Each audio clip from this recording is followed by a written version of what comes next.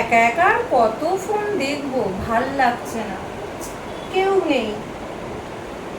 আজকে ইপসিতার আসার কথা আছে, যাই ওর জন্য একটা কিছু বানিয়ে ফেলি। কি বলো বন্ধুরা?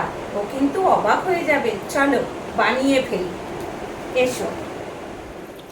তো চলো বন্ধুরা, আজকে আমি কিভাবে ডালের বড়া বানাই সেটা তোমাদের সাথে শেয়ার করব।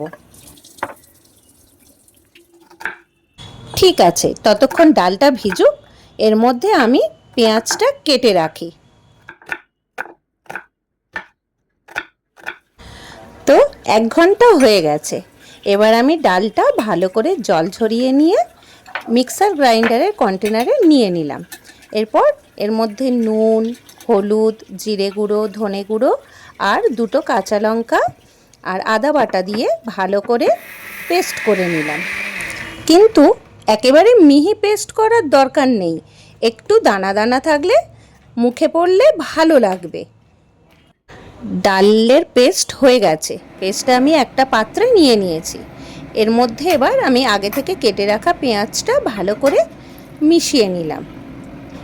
এইবার আমি একটা কড়া নিয়ে নিলাম।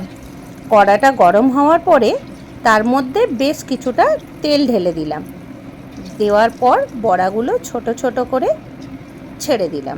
কিন্তু তাড়াহুড়ো করলে হবে না, বড়াগুলো লো টু মিডিয়াম ফ্লেমে একটু সময় নিয়ে ভাজতে হবে, তাহলে ভিতর থেকে ভালো করে কুক হয়ে যাবে। নইলে ভিতরটা কাঁচা থেকে যাবে আর বাইরে থেকে বড়াগুলো লাল কালারের হয়ে যাবে।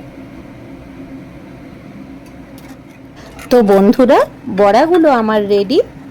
এইবার ইপসিতার ফিডব্যাক নেওয়ার পালা।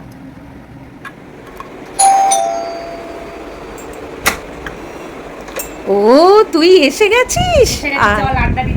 আয় আয়, বস বস বস বস। তোর জন্য একটা খাবার বানিয়েছি, টেস্ট করে বলিস কেমন বানিয়েছি। খেয়ে বলতো কেমন হয়েছে। এটা আবার কিসের বড়া? খেয়ে তো দেখ, গেস কর। কিসের? এ বাবা, তুই তাও বুঝতে পারলি না? এটা মুগ ডালের বড়া।